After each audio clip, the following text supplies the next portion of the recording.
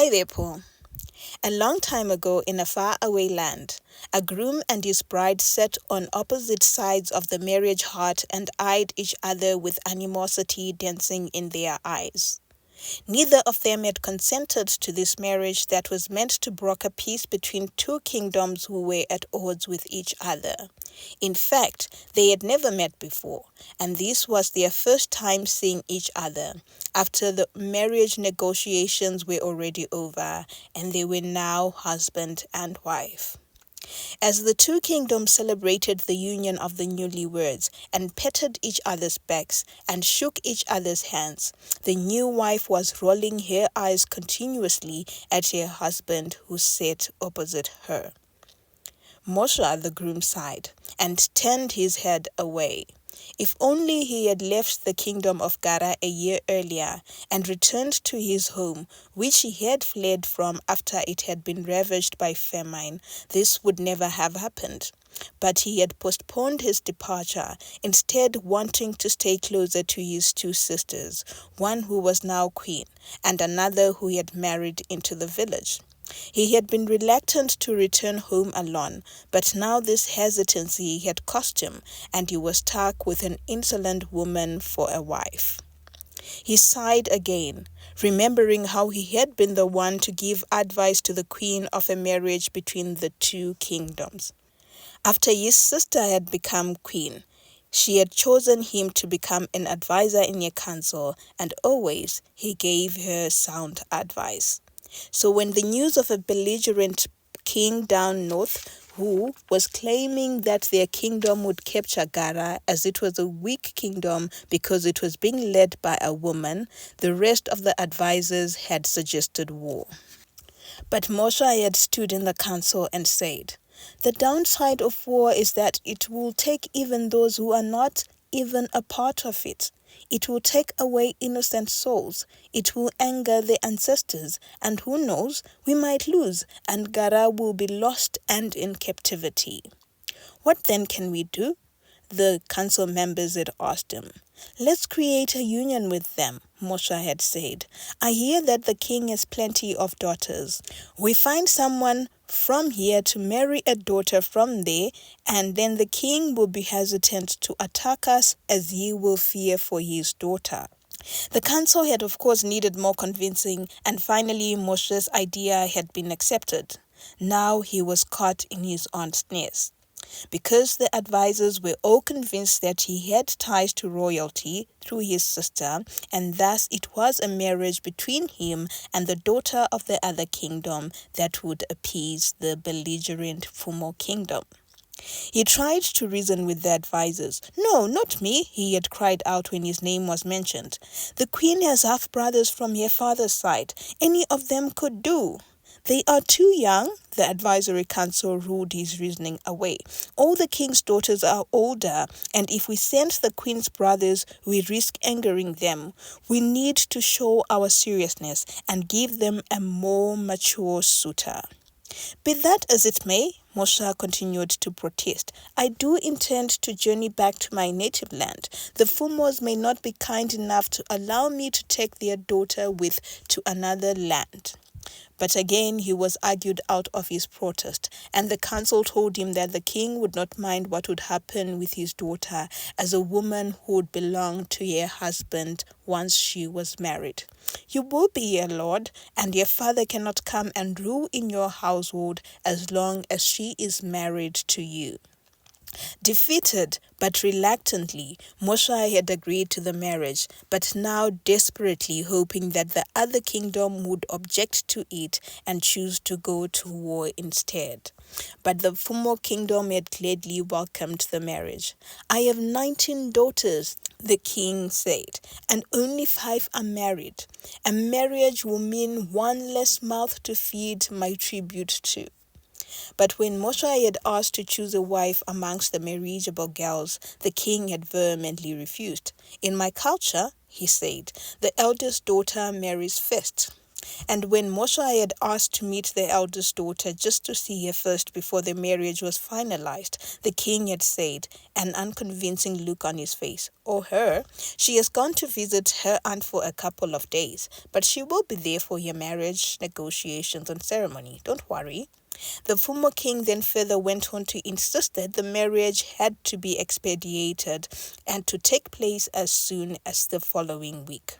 "We have an important annual tribute ceremony coming up," he told the Garas, "and we don't want to have it with the marriage looming over our heads. So the earlier we marry the two, the better it is for our ceremony." As was the custom of the two kingdoms, the marriage negotiations included the family representatives of the two to be married, with the Munyai, the chosen go-between, relaying messages between the two tribes of the bride price that the bride's family wanted. As both families were royalty and were endowed, the negotiations had not taken long, and the newlyweds were brought into the negotiation room to see each other for the first time. Moshe had tried so hard to conceal his shock. He had not expected the girl they brought before him. As he had grown into manhood, he had always envisioned the type of girl he would marry, and always it had been a slender, tall, light-skinned beauty. His new wife was the total opposite. She was dark-skinned and thick and short, and the exact opposite of what he wanted. A part of him had wanted to laugh and ask if this was a joke, but then his eye had caught his sister's as she sat on the throne, and there was a stern, unspoken censure in hers, so he calmed down and looked over again at his new wife. He could see the same displeasure mirrored in her eyes, and whenever their eyes met, she would roll her eyes at him. He sighed and sent a silent plea to the ground to swallow him. It was going to be a long life with this one as his wife. The celebrations around the newlyweds went on until dusk, when people, now drunk with the free-flowing beer, started to chant to them, "Dance, dance, dance." The jitty they danced was not even half-hearted. It was cold. The pair did not even attempt the vigorous hip gyration that was customary to the dance, and their feet barely moved on the ground. They did not even attempt to look at each other, both of them trying to find spots where they would not meet the other's eyes. Moshe, though, felt like a giant, towering over her as he did, but the partygoers around them were laughing, shouting, "Hey Moshe, we hope you'll be able to dance better tonight when we have left. Otherwise, this one will leave. She will go back to your father's home." As evening set, the drummers and horseshoe players ceased playing, and the singers sang one final note. The party was over. One by one, the party-goers staggered out of the royal courtyard and left for their homes. When only the families remained, the bride's aunts organized themselves into a group, called the bride, and covered her with a white blanket to symbolize their chastity, and began marching with her towards the groom's hut, singing, "Mrora tauya naye ni magumbezi, Mrora tauya naye mrora." In the lamp-lit hut where Moshe stood waiting for them, they handed him his new wife. "We shall leave you to uncover her and read her the veil that she wears," one aunt said, while the others giggled.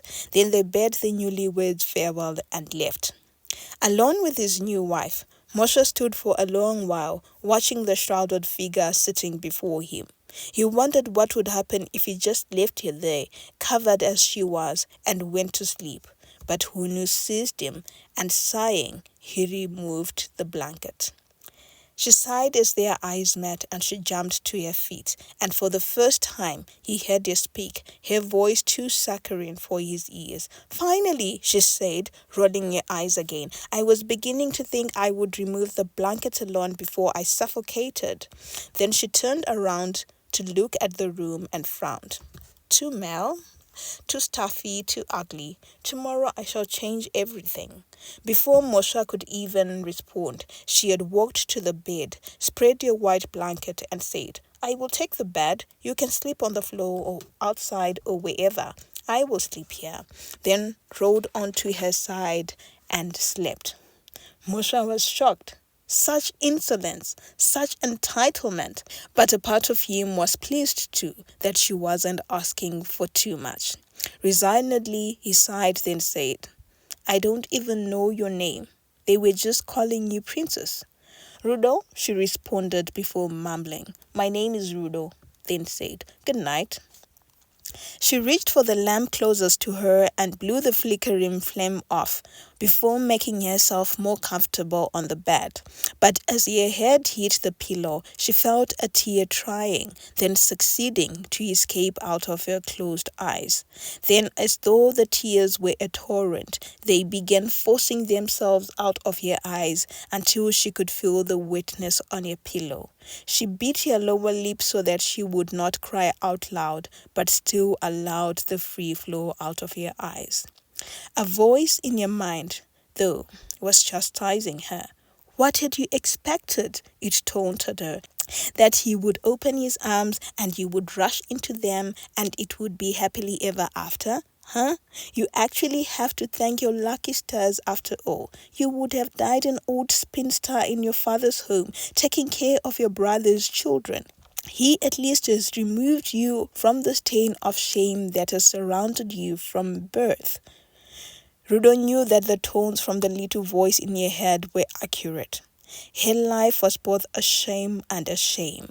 She had never met her mother, as the woman had passed shortly after giving birth and had never held her daughter. But Rudo had heard all the things that had happened before, during, and after her birth that had led to her father treating her like a stain to his kingship. It was her aunt who had pieced the story of her life for her one afternoon after 20-year-old Rudo had watched her father present his other older daughters with beautiful skins and trinkets to wear to the annual king's dance. You have to look good so that the suitors will see you, my daughters, the king had said, handing each of the girls a parcel, calling them all out by name. Ngoni and Ngoni would rush to kneel beside their father, giggling and accepting the gift.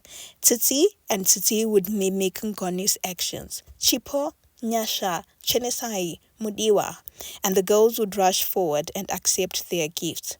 Then the king, with empty hands, had looked up and his eyes met his eldest daughter's, and guiltily he swallowed and said, Oh, you! He scratched his head. I forgot about you, but tomorrow I will make a plan. Even though Rudo had nodded, there had been a lump stuck in her throat, and as soon as they were dismissed, she went to her favorite aunt's homestead. Your brother never sees me, she said, crying. Tell me, Tete, is it because I have no mother? I don't know what I have done for him to hate me so. Tell me, Tete, what have I done wrong? Tete had tried to cajole her, giving her trinkets from her chest and skins from her closet. You can wear mine, she told her niece. Don't worry about your father. But Rudo had refused to be appeased and continued to ask what she had done wrong until at last Tete was forced to say it all. Your parents were pestle and mortar from a young age.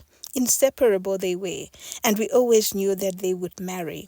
But before they could marry, a Nganga came into our homestead and told my brother that if he married your mother, then the land would be struck by a curse that would blight the land, and the land would know no peace. But your father laughed it off and chased the Nganga away.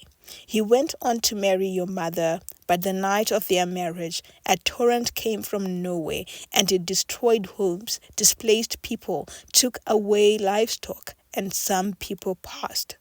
I remember how we clung to the walls of our houses that night, and how in the morning my brother had changed. The reality of the curse was beginning to sink in. Our village never healed properly after that, and we were struck by so many things.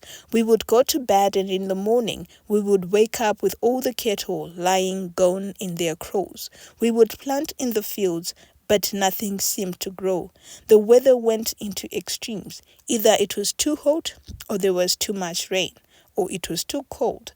And bit by bit, An invisible wedge was drawn between your parents. They never laughed or giggled as much as they had done before. They no longer spent time together. They even began to sleep in separate huts. But you were already on your way, and as your birth approached, there was a relative calm in the kingdom. We planted our crops, and as our maize began to shoot and show signs of promise, your mother went into labor. You were born in the mid-afternoon, just as your mother took your last breath, but we also never had a chance to welcome you properly as the sky began to darken. We were shocked because what was this that was happening, and we rushed outside. From the west, the largest swarm of locusts was coming towards us. We tried to stay outside to watch, but the little insects were hostile, scratching us with their tentacles, and we retreated inside. We must have stayed indoors for 2 days, as there was no telling as to whether it was afternoon or night, as the swarm was too big, and after the insects began to retreat, we went back outside. But there was not a leaf on a tree, or a blade of grass on the ground, or a sapling in the field. Tete, Rudo asked, so you are saying my birth was a curse? Tete was quiet for a while, then quietly, slowly, she said, no, it was not your birth. It was your mother, because after she passed, there was no disaster that came to grip us as there had been during her marriage. Why then, Rudo questioned, does Baba dislike me so? Tete did not respond but stood and went to look over her pots that were bubbling by the fire. Rudo, however, needed no response. She knew why now. Her father had not only lost his first love when she was born, but she, Rudo, was a reminder of the curse that had been brought as a result of her parents' marriage. She had watched as her father married off her younger sisters, the daughters he had had with his subsequent wives, to his wealthy friends. Each year, by age progression, her younger sisters were married and lavish ceremonies were held as they were taken to their husbands' homes. And always she would hold her heart in her hands and try not to be envious. They were beautiful, her sisters, and she could understand why young man after young man would come to the king to ask for a daughter's hand in marriage. For the young man the king did not care for, the king would say, I have only one daughter who is old enough for marriage, and she, Rudo, would be brought out. The first time it had happened, she had been so happy. She would now have a husband, her own family, and respectability, and she would escape her father's favoritism. But she remembered how the first gentleman's fist fell when Rudo was led in, and how the young man struggled to maintain composure as he told the king he would come back before he fled, never to come back again.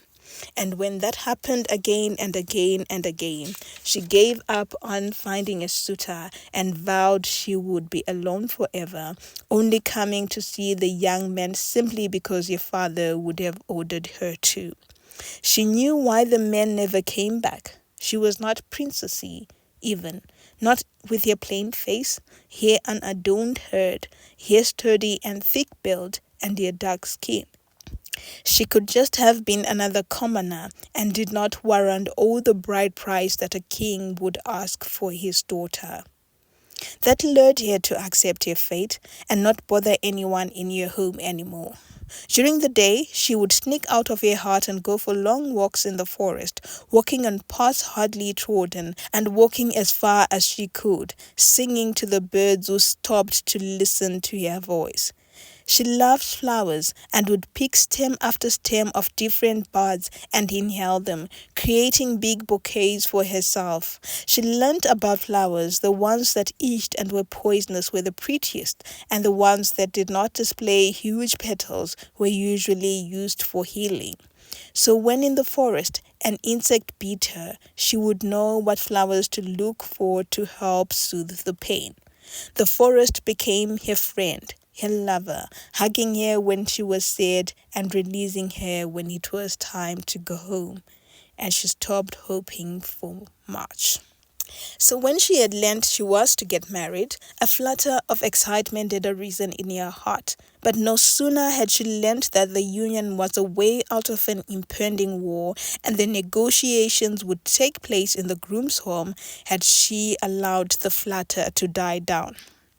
And just as she had expected, his face too had fallen when he first saw her, and she could not help it but glare at him as if daring him to refuse the marriage. But he had not, and they were now in his heart. And as she wept the night away, she vowed she would never consummate the union, and would instead persuade him to find another woman to marry as a second wife, and whose children would inherit his legacy. The next morning, she woke up to find a maidservant standing by their hut, carrying a basket atop her head and holding cooking utensils in her hand. "The queen has sent this for you," the maidservant said, curtseying. "She says they are to be used when you cook for your husband." Rudo scoffed and then asked, "Cook for him? What did he eat before I came here?" "He ate from the royal kitchen," the maidservant responded. "Then let it continue like that," Rudo said, and walked away, leaving the maidservant's mouth wide open. Mosha, who had been standing by the entrance to the hut and who had heard all that had been said, shook his head and realized that the war he had tried to stop had ended up in his home. And so their marriage began. The two would sleep on their respective marriage beds that Trudeau had chosen on their matrimonial night. In the morning, they mumbled greetings to each other, which would be the only communication they would have until the next mumbled "good morning" the following morning.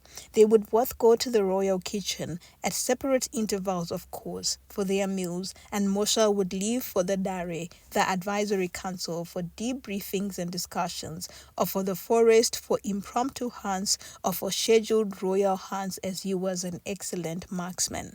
Rudo would hoard her food, place it in a basket, and retreat to her room where she would lie on her bed, alternating between eating, crying, and sleeping. Even though she dreaded to admit it to herself, she knew she missed her father's home, because while there, she had had the liberty to daydream and fantasize of the handsome man who would come to rescue her and then love her forever. But here, she could not afford to daydream. She was already married to a man who had made no attempt to even talk to her, and she knew no one would come to rescue her. She was aware too of the whispers around the royal compound. Lazy, they called her, no sign of a child. Just lies around in her heart all day. But she ignored them. This was nothing new. She had had the same experiences in her father's homes. Maidservants had found her to be gossip fodder. Moshe, though, was growing restless. There was an itch in him that was telling him to leave, to go back home. When they had fled the famine that had ravished their land over 7 years ago, he had vowed to himself that he would come back and tend the land that his forefathers had left for him. And so he called his 2 sisters and told them, "I feel that it is time that I go back home." They were both sad, and the queen had asked them, "Will you come back?" "To visit you? Yes, I will. I will come back, but for now I want to go home and rebuild." "Who will you go with?" his other sister, Revae, asked. "I have talked with the other people who we came with here, and they have expressed interest in joining me, so I won't be alone." "What about your wife?" Revae asked again. He scratched his head. "I was thinking of leaving her," and as he saw the objection rising in the queen's face, he hastened to add, "No, not divorce her. Just go home to settle, then I will send for her." But the queen was shaking her head. "No," she said, "you will go with her. If your father hears we are keeping her here for decorative purposes, the strength of our pact will be weakened. You shall take her with, please." It took days for the queen to convince Moshe, but eventually he acquiesced, and not because he wanted to take the girl, his wife, with, but because he did not want to see his sister embroiled in a war after he had gone. In his heart, though, he He wondered how he would endure the long journey with her, and again he wished he had left for his home earlier. On Rudo's part, however, her existence, guided by bouts of self-pity and loneliness, would have continued like that forever had she not heard the rumor that filtered through to her one afternoon as she eavesdropped on two maidservants' conversation as they sat underneath a tree near her hut. "He is going back home," one of the maidservants said in a low voice. "He says he wants to rebuild his parents' home. He reckons that the famine that they fled is now over." "What about her?" the other maidservant asked. "Will you go with her?" The relayer of the news laughed. "Go with her where? I heard him telling his sister that she will be dead weight for him." Both women giggled. "So she's remaining behind." Rido did not even need to know who they meant, so that night she waited for her husband. The moment Mosha opened the door to their hut, Rudo pounced on him, and in the longest sentence she had ever spoken to him in their 7 months of marriage, she said, with not even a preamble, "You will have to return me to my father's home before you leave for your home, because there is no way I will stay here alone and play pretend that I am married when I have been abandoned here." Moshe did not bother asking her where she had headed, but sensing an opportunity to leave her behind, he said tentatively, "I was not planning on leaving you behind," and he saw her face brighten for just an instant. "But the journey back home is a bit dangerous. It is not a road that has been used often, and we shall meet wild beasts and wild humans, and alone with the skilled hunters and warriors who are accompanying me, we can try to fight. You, on the other hand, might be targeted, and you might even be captured, which is why I think I should leave you behind while I go and rebuild, then come back to take you using the longer route." Rudo looked him straight in the eye and responded, "If you leave me here for just one day, I will return to my father's home." Rudo said it because it was the easiest thing to say, and also because she knew she was the thread that held her husband's and her father's kingdoms. Inwardly, though, she knew she had no desire to return home to her father, and she hoped what she had said would be enough to persuade Mosha to take her with. Mosha sighed, then said, "As you wish. Just know that this journey is not for a lady, but if you insist, we shall leave as soon as the moon begins to wax, so you should start packing and preparing for the journey." Despite herself, Rudo found herself getting excited. For the first time in a long time, she had something to look forward to, and she was relishing the moments she would be back in the forest, smelling the scent of flowers, and just having a sense of purpose again. She was tired of being stuck in this heart that knew neither love nor tenderness, neither laughter nor chit-chat. She was tired too of being the center of gossip in the courtyard. Perhaps in the new land she would make friends. Perhaps too she would be out of the shroud and shadow of royalty that had continued to stifle her for years. And as the days towards their departure linked one into the other, Rudo could not help but glide joyously across the royal courtyard. She did not know how, but inside her she felt that a new beginning was coming.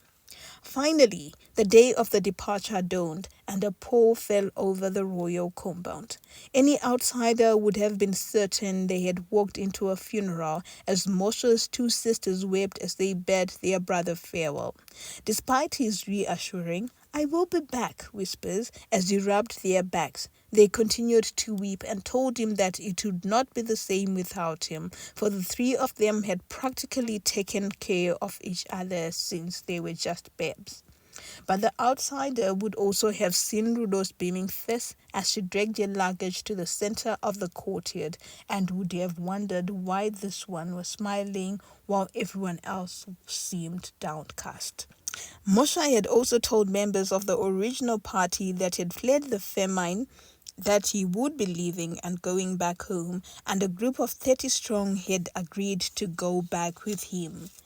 In addition, a number of adventurous unmarried warriors also decided to join them to see the world outside Gara, and this led to a large camp. Now, as the men finished stacking sacks and other luggage upon donkeys and helped the women fork up other donkeys, and the royal flutist began to play the soulful farewell song, Moshe hugged his sisters one last time, adjusted the quiver of bows on his shoulders, and massaged the spear on his waist to make sure it was there before turning into the unknown, hoping that his home still existed and was no longer ravished by famine. The first few days of the journey were uneventful as the group chose a sedate pace. "We are in no hurry," Moshe told everyone. "We just want to be home before the moon wanes, and I think we have ample time for that." Moshe had somehow become the de facto leader of the group, and everyone deferred to him with any question or suggestion they had. They traveled in the early mornings, dismantling their tents and scrambling to eat leftovers from the previous night before embarking on the journey westward. They would walk through foliage and sparse lands, cross roaring streams, and shoot down game before around mid-afternoon they would find a space to settle in. Tents would be pitched and fires would blaze and delicious aromas of cooking and roasting food would fill the forest and camaraderie would flow throughout the camp. For Rudo, the journey was as blissful as she had imagined. For the first time in her life, there were no royal guards to watch her every step, and there were no maidservants trying to tame her or pick up after her or fret over her. She was alone, and no one was watching her, and she felt free. While nothing had changed between Moshe and her, and they slept as far away from each other in the small tent as they possibly could, and only spoke to each other in no other option but to talk to each other mumbles, she hardly paid any other attention to him. She paid no attention to the tension in their heart, which could have set up a tent totally. She ignored the fact that he hardly spoke to her, but would speak to everyone in their camp. She was just happy to be going nowhere slowly. In the afternoons as they walked, she would pick up flowers and create large bouquets from the hibiscus and the flame lily and the aloe vera flowers that she picked. It became such a routine for her that before long, the other travelers had begun to call her Flower Girl, and they would point out flowery shrubs for her to pick while stalling to ensure that she would not remain behind. And at night, in their tent, she would find a small space to place a bouquet so that it would be the first thing she saw. On the 7th day of their trip, however, tragedy struck. It was mid-morning, and the procession of human and donkeys and other livestock was walking westward, and in the lead was a young, adventurous warrior, Tarirai, and just behind him was Moshe, who was commandeering a donkey while he was on foot, and also giving Tarirai directions. Behind them, chatter and laughter flowed as people followed. But all that was cut short when Tarirai helped and leapt as far as he could. He had stepped on a cobra, and the adder, neck thick with fury, and believing the intruder was Moshe, turned and rose to the same height as Moshe to stare right into his eyes, its fangs dancing. But before Moshe could react, the adder dashed and went straight for his neck. Moshe yelled, but just at that moment, Tarirai had released an arrow, hitting the adder, and it thudded to the ground. But Moshe was screaming, clutching his neck, and there was a scramble as some rushed to finish the adder and others rushed towards the impromptu leader. "Let's see," Rudo, who was the first to arrive, said, prying his hand from his neck. His body was already hot, and as she looked, she saw a scratch down her husband's neck. It looked deceptively harmless, but from the way his body was heating up, she knew that there was already poison in his system. She could also hear his his heart beating rapidly, and his breath was coming in soft, shallow gasps. "Help!" she called out, and two men helped Moshe, who was now visibly shaking, to sit on the ground. "Does anybody know how to treat this bite?" she called out, but no one said anything and just looked at Moshe as his symptoms got worse. Seeing no one coming to help, she scrambled to her feet and rushed to the bouquet of flowers she had picked as they walked, and rushed back to Moshe, who seemed to be getting worse and worse. Kneeling, she grabbed the aloe flower and squeezed its sap onto the scratch and rubbed it along the scratch, not knowing whether it would help or not. She grabbed the next flower and the next, helpless, hopeless, but knowing that all her flowers were not poisonous. After minutes of applying plant juice, she began to feel his shaking subside, and as though the whole group had been holding its breath, they all let out a collective sigh of relief. But his body was still too hot, and she had people bring pail after pail of water, and with a wet cloth patted him over and over. At times he would close his eyes and drift off, and in some moments he would open them and stare at him and ask, "Who are you?" or call his sisters' names or speak gibberish. Whenever he opened his mouth, she would force him to take sips of water, and sometimes he would swallow, and other times it would dribble out of the corners of his mouth. She sent another young woman to search for the flowers, and when she was not applying wet cloths on his steaming body, she was forcing him to drink water, or she was applying the flower juice. The rest of the camp, realizing that they could not go further with Moshe in his state, found a site nearby, cleared it, and set up camp. The men lifted Moshe and placed him in his tent, where his wife continued to nurse him through his alternating periods of delirium, sleep, and consciousness. They were in that camp for 5 days, with Moshe showing little sign of improvement. Men and women came into the tent to help Rudo with ideas, or to relieve her, or to help her with anything. In the camp, the camaraderie of the first week had been lost, and nobody dared to speak of the way forward, because nobody knew if they would continue with the journey or go back to Gara. But in all that time, Rudo never left Moshe's side. She dared herself not to think of what would happen if he passed, because where would she go from there? She dared not to admit it to herself too, but the truth was that Moshe was now her home. So when on the 6th night, he began to sweat profusely, fear gripped her. What did this mean? Would he lose all his water and become dehydrated? There was no way to force him to drink more, as he was now unconscious most of the time. She changed blanket after blanket as he soaked them all, and said prayer after prayer to the heavens. Then sometime in the night, he heaved a large breath, and then his breathing calmed and his face became peaceful. With her palm, she felt for his chest, for his heart, and realized that for the first time in 6 days, his heart rate was now regular. She sat and waited. She did not know when she finally slept, but it was dawn when she woke to something fluttering underneath her palm. It took her a while to realize that it was a human chest. Alarmed, as though she had been holding a hot coal, she wrenched her hand away, then heard a chuckle. Startled, she turned to look for the source and found Moshe looking at her under hooded eyelids and smiling. "You are awake!" she shouted excitedly, scrambling to her feet and running to the door to call out to the camp. "He is awake!" The entire camp arose and scrambled towards their tent, and as they could not all fit inside, they took turns greeting him by the door. With the help of Rudo, he had sat up and was resting his body along a set of pillows. He felt extremely tired, but Rudo rushed out, and with the help of another young woman in the camp, they made him a soft peanut butter porridge that she forced him to half drink, half eat. Afterwards, she helped him bath and changed his sweat-soaked blankets and left him to sleep, coming back every hour to check on him.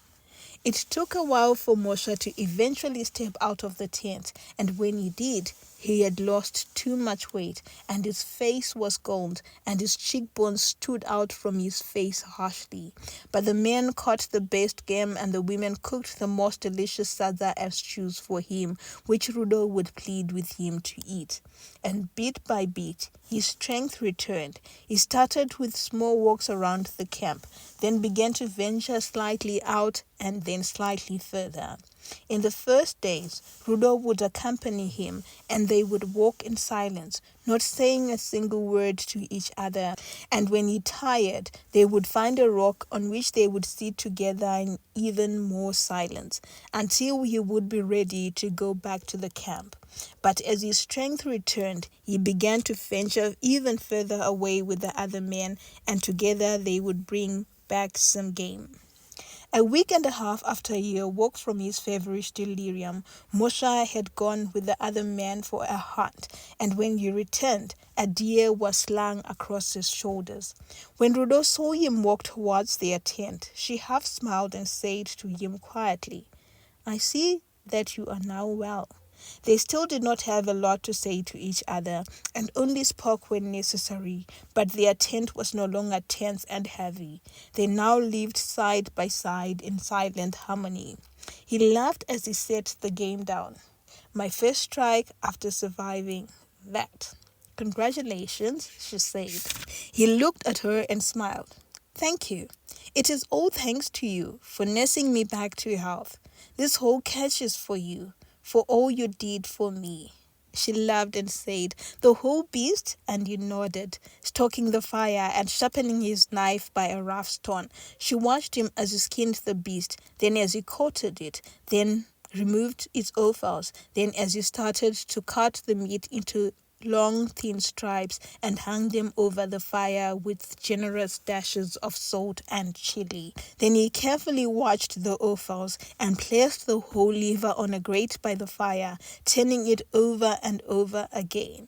The smell of meat filled the air, and Rudo found herself salivating as her husband waked in silence. It was almost dusk when Moshe handed her a plate full of liver. She looked at him shocked, but he spoke. "In my culture, the liver is the most sacred meat of them all, and it is only reserved for respected and dignified people. Today, I offer you this as a thank you for saving my life and giving me a chance to finish my journey back home. Accept this gift because of the respect that you have shown me." Rudo was taken aback, but she nodded and accepted the plate and his small pocket knife, which she used to cut a piece of the steaming meat with. She placed the piece in her mouth and allowed herself to chew on the softest meat she had ever eaten, reveling in its tenderness and juiciness. She cut a few more pieces before offering him her plate, but he refused. "It's all for you," he said. "It's a sacred meat in my culture too," she said at last, after having devoured half the plate. "And now I understand why. It tastes beautiful." Moshe laughed and said, "You say it like you have never eaten liver before." She shrugged. "I have never." "What?" Moshe laughed. "You are the king's daughter. Surely you have eaten everything edible in the world." She scoffed but didn't say anything.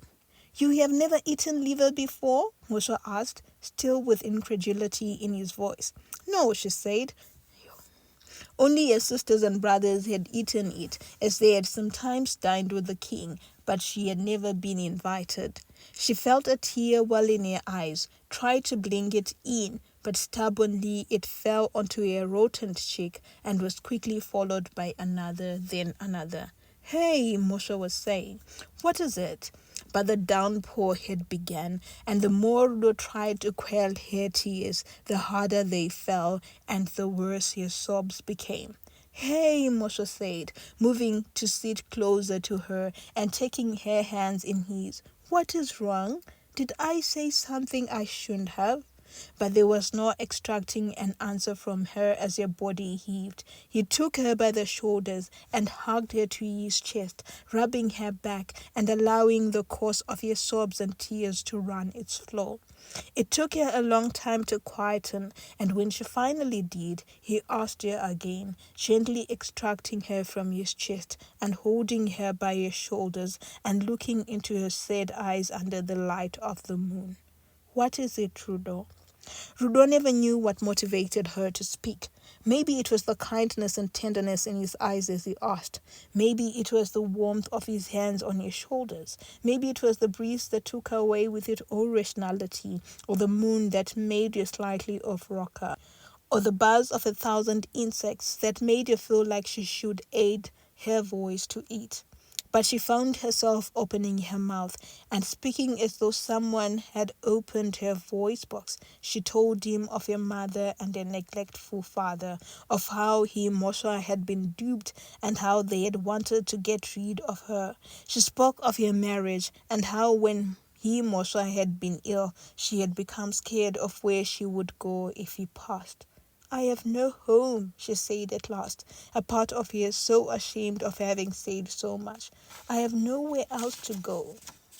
And even as she spoke, the tears continued to fall, and he continued to rub her back and whisper, "It is all right. It is all right." And when finally she was pent from speaking, he spoke too. "You hated me when you first saw me. You were rolling your eyes. I thought to myself, what a spoiled girl. And when you gave me commands, I didn't want to fight you." "You didn't look like you wanted me to be there," she said, extracting herself from his chest and looking at him. "You looked as though someone had dragged you to the marriage." "Of course," Moshe said, looking into her eyes and rubbing her arms. "I didn't want it, but I'm an honorable man, and I knew why I was in it.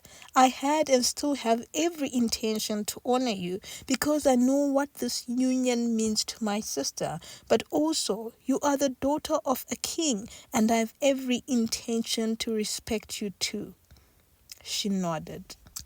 They sat outside and talked until the full moon set in the center of the sky and looked down at them beaming.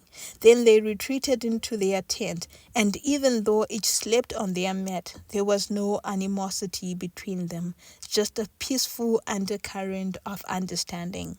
When Rudo woke up the next morning, Moshe had already left the tent, but beside her mat was a bouquet of wildflowers placed in a dainty earthenware pot, and smiling, she moved closer to smell them. That night, the campers decided it was time to move on, and in the morning, people began to pack and the trek continued. "We are almost there," Moshe said every morning, smiling at Rudo who rode beside him. "I can almost see my old home." Rudo smiled back at him and said, "Your smile grows wider each morning." He looked at her for a moment and then said, "Yours too." Rudo smiled even broader, as though her face would crack. She wanted to tell him, "It's because of you," but she knew he knew too. Every morning when she awoke, he would have left, but there would be a bouquet of flowers by her mat side. In the evening, after they had set up camp, he would go with some of the young men on young hunts, and whatever game he returned with, he would keep the offals and give the rest of the camp the rest of the meat to share. Then on a hot grate, he would roast the liver and give it all to Rudo, and even when she protested, he would insist. "As we were hunting," he would say, "I was specifically looking for game for you, and this liver is to show you how much I have come to respect you, and that you are now an important part of my journey through life." They would then speak as they sat outside their tent, and for as long as possible, until the whole camp had retired, and it would just be the two of them, telling stories of their homes and their couches and their families. And just the previous night, before they had retreated for bed, Moshe had taken her hands in his and said, "I don't know why fate matched us, but I am so glad you are my wife." 8 days after leaving the camp where Moshe had recuperated from the snake bite, the camp came to a large roaring river, and while everyone stared at it with trepidation, the returnees were screaming with joy. "Why are you so happy?" Rudo shouted to Moshe even as the melee tried to drown your voice. "This river here means we cannot cross to the other side, not with our luggage or our donkeys or our livestock." "You don't understand," Moshe said, holding both his shoulders in his palms. "When we left, this river had dried up and was just a hollow in the ground. Now look, the ancestors have favored us, and we are no longer walking into famine, but into a new life. Our journey has not been in vain." And he took her one hand, and with his other grasped her waist, and the two of them danced a jiggle to the sound of the river. But the challenge, as Rudo had pointed out, was how to cross the river. 4 men were assigned, 2 men to go up the river and 2 men to go down the river while everyone else set camp. "This is likely the narrowest part of the river," the team that had went upstream said. "Up there is a waterfall and a very strong current." "There are crocodiles downstream," the team that had went down said. "Where the river tapers sees a strong colony of crocodiles. We cannot go there."